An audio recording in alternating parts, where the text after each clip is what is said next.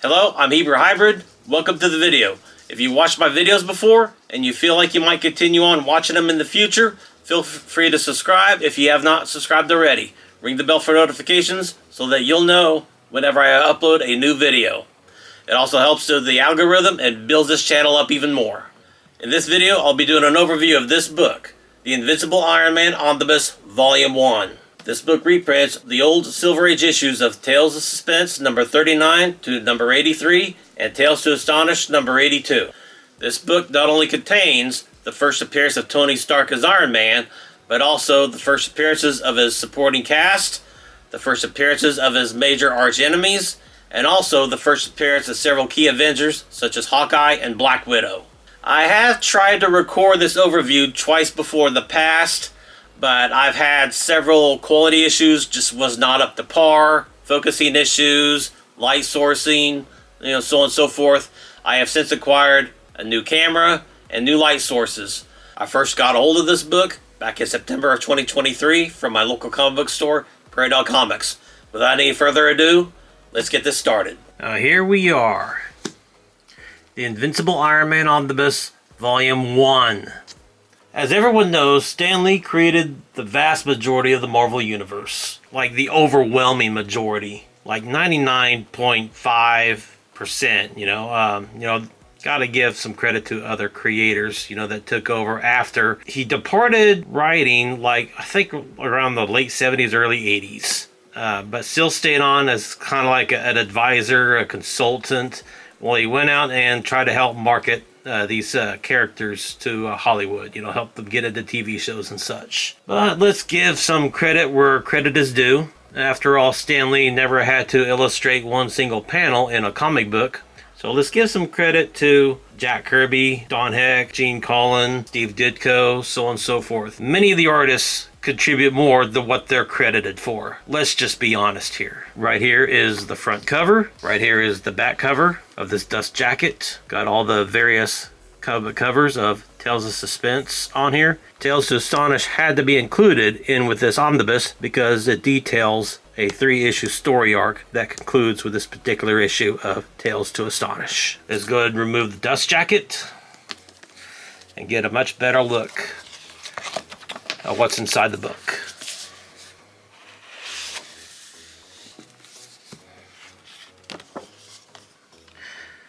Here's what's printed inside the dust jacket. Feel free to pause it if you feel. Here's the other side of the dust jacket. There we go. Let's get started. Open this up. Got a nice little cover page with an image of the classic Iron Man armor that was originally designed by Steve Ditko. This is an image that was provided by Jack Kirby from the very first appearance of Iron Man and Tony Stark, where he's wearing the leaded armor, the dark gray armor. Here's another illustration by Jack Kirby where Iron Man is upgrading to the golden armor. Here is the credits to this omnibus. Writers Stan Lee, Larry Lieber, Robert Bernstein, Don Rico, Al Hartley, Roy Thomas. Pencilers Don Heck, Gene Colan, Jack Kirby, Steve Ditko. Inkers Don Heck, Dick Ayers, Paul Reinman, Chick Stone, Mike Esposito, Vince Coletta, Wallace Wood, Jack Abel, Frank Giacio. Got various letters here. Colorists are uncredited. Coloring processes in comic books back in around the Silver Age and the Bronze Age was a very unusual method. It's not like that you could color with crayons or color pencils, so on and so forth, and expect it to be properly reproduced through the printing processes. And I'm pretty sure that when they drew up this omnibus, which this omnibus that I'm doing the overview on is a reprint, by the way. The original first printing of this omnibus came out in 2008 to coincide with the release of the first Iron Man movie, starring Robert Downey Jr. But it's to be expected, the colorists, it's a certain process they did. I'm speculating, with me being in the printing industry, they cut out pieces of a red film called Rubylith that coordinated with what colors schemes that the stories were presented with whatever colors the costumes were in, the backgrounds, buildings, so on and so forth. Here's the table of contents with all the various issues, starting with Tales of Suspense number 39, which started in March of 1963. This omnibus goes all the way to Tales of Suspense number 83, which is November of 1966. Tales to Astonish, that's in this book, was published in August of 1966. Right here we have an opening statement from Stan Lee. And right here we have the reprinted version of the first appearance of Iron Man.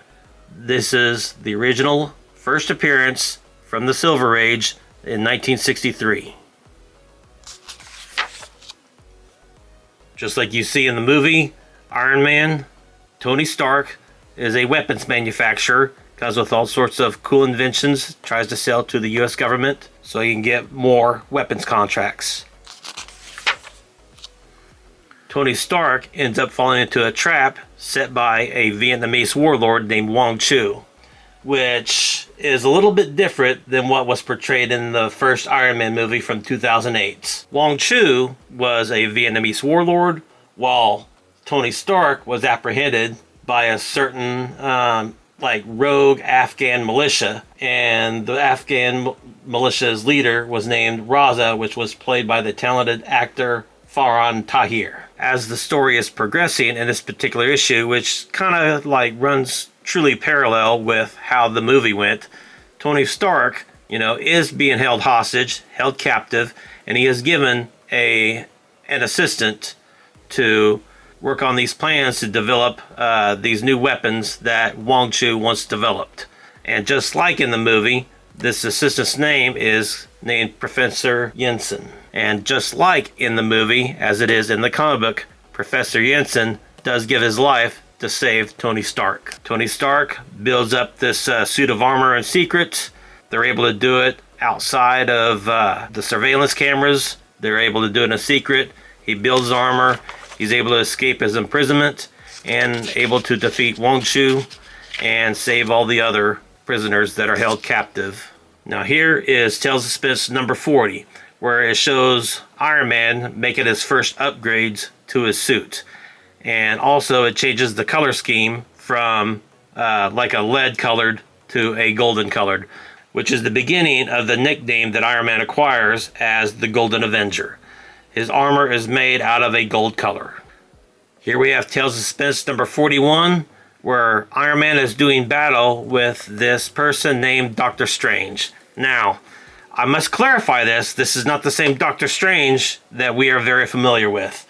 This particular Doctor Strange is a villain, but not to be confused with the hero Doctor Strange that we read about and even watched in the movies. This particular Doctor Strange was introduced in May of 1963, while Dr. Stephen Strange, the superhero, was created and brought forth in July of 1963. So there were two Doctor Stranges in the Marvel Universe. Now, as we progress further in this omnibus, we come across Tales of Suspense number 45, where we are shown the first appearance of Pepper Potts and Happy Hogan, which, if you're not familiar with these particular characters, which, just about a lot of people knows who Pepper Potts is, but Happy Hogan was Tony Stark's limousine driver, his personal assistant, bodyguard, so on and so forth. Now, in the Marvel movies, Happy Hogan was portrayed by Jon Favreau, while Pepper Potts was portrayed by Gwyneth Paltrow.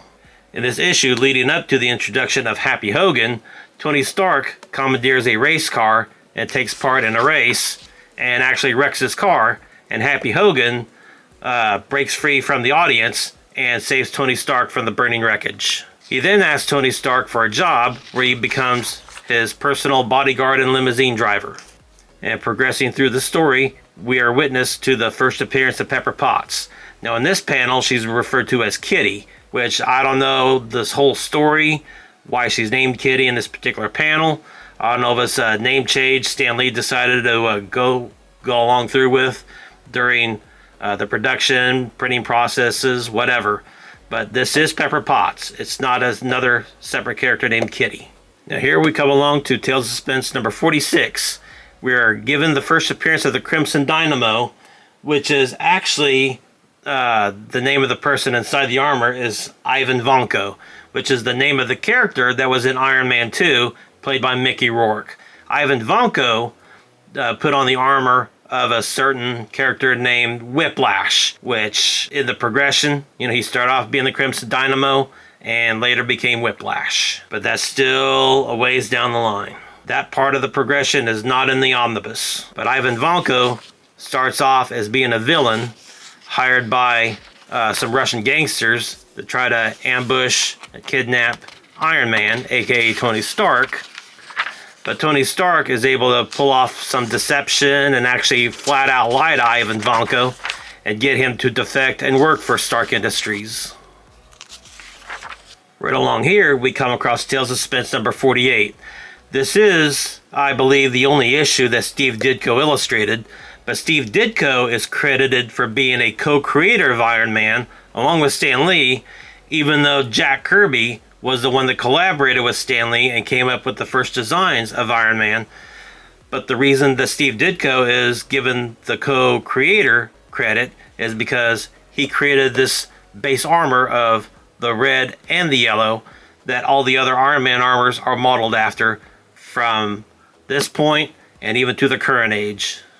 We come across Tales of Suspense number 50. We are given the very first Iron Man arch nemesis, the Mandarin. This is the first appearance of the Mandarin. And whenever you think of superheroes' arch enemies, you think of Superman, Lex Luthor, you think of Batman, the Joker, you think of Captain America, the Red Skull. Well, Iron Man's arch nemesis is the Mandarin, and this is the first appearance in Tales of Suspense number 50. He wields the 10 Rings of Power, which controls certain aspects of magic. It makes him a very powerful adversary.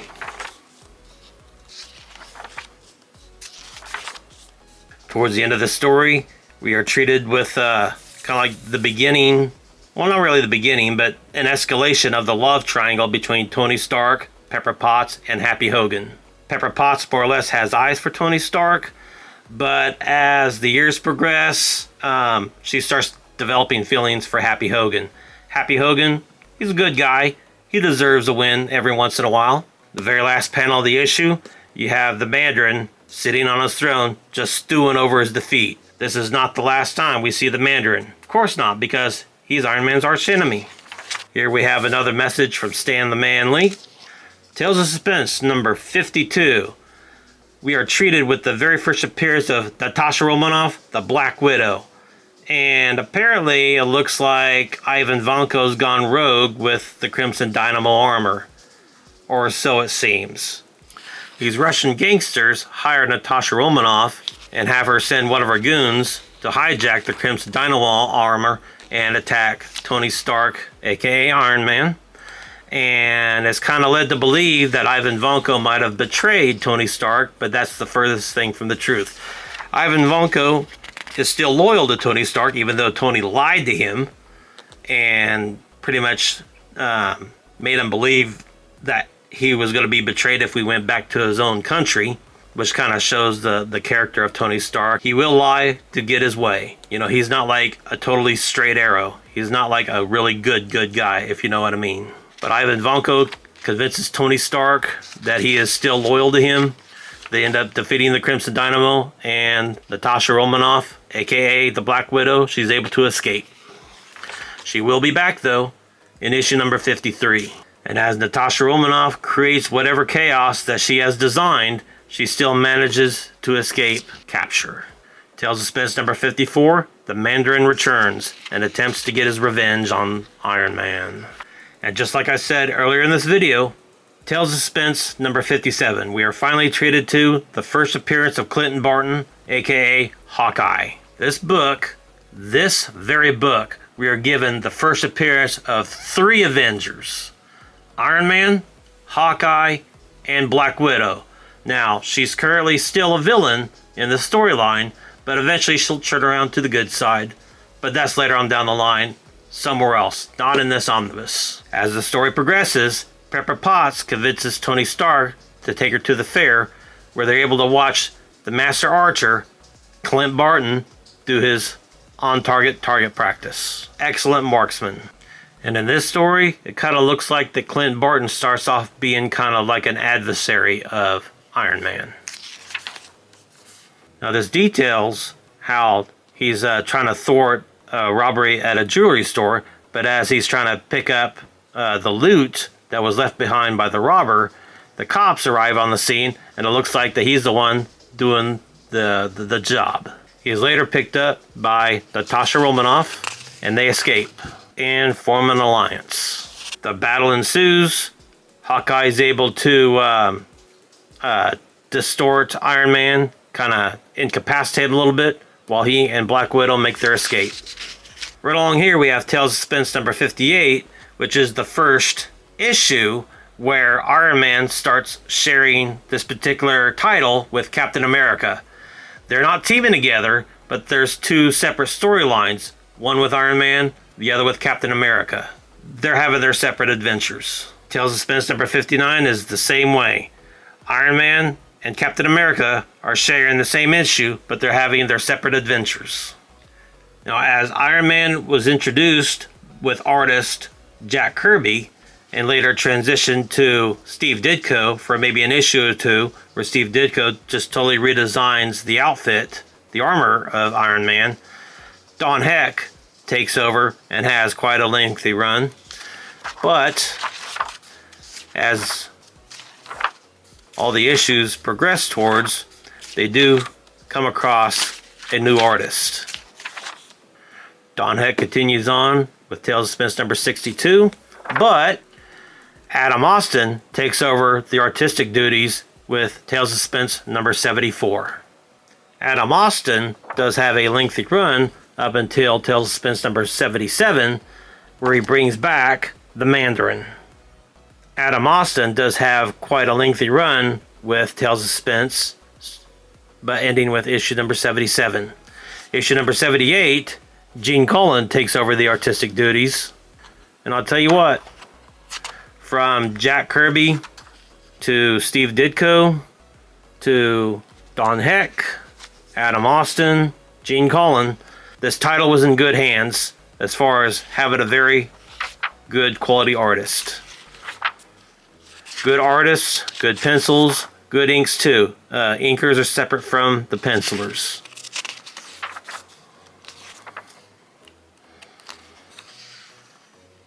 Silver Age comic books really started to set the stage for the progression of how comic book art should look. Golden Age has their style, Silver Age has their style, Bronze Age has their style, and even like around the time with Jim Lee and Todd McFarlane started doing their runs, art and comic books have changed quite a bit since they first started back like in the 1930s with the Golden Age. Tales of Suspense number 80, Captain America encounters Red Skull, but that is not depicted in this omnibus because, like I said earlier, Captain America and Iron Man, they're having two separate adventures in the same issue. They're not teaming together. They're not conjoining together at the last minute. They're having their own separate adventures in the same issue. Right about here, towards the end of this omnibus, we are starting that 3-issue story arc that I was talking about earlier in the video, where it begins with issue number 79, where Iron Man and Namor the Submariner first encounter each other. They're really not friends at first, but they have to team together to achieve their ends. Begins with 79, goes on to issue number 80, and concludes with Tales to Astonish number 82. Tales of Suspense number 82 and number 83 are the last issues that are reprinted in this omnibus. Another feature of this omnibus, we are treated to some of the mail pages, the fan letters that people have written to Marvel Comics, namely whichever titles that they're writing about. Mails of Suspense. It's a pretty cute little title. But yeah, Marvel, they'll print fan letters, whether it's for praise, certain criticisms, even if somebody is like totally griping and hating on whatever they're doing with the book, they'll print them no matter what. They can't print every single letter, but they'll take the best of the best. Here we have a closing statement from Stan Lee.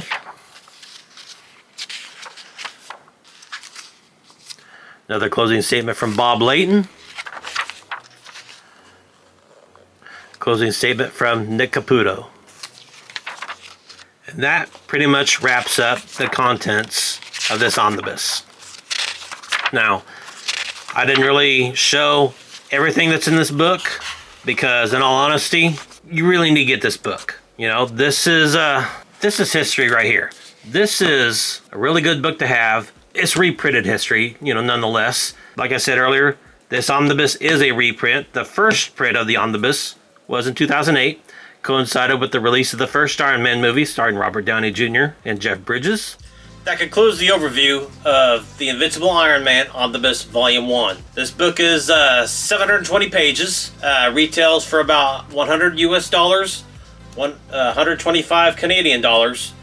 But if you look online, you might well get it for a much more reasonable price, ranging from like $70 to $90. You'll find it on Atomic Empire, you'll find it on thriftbooks.com, even eBay retailers has it at a reasonable price.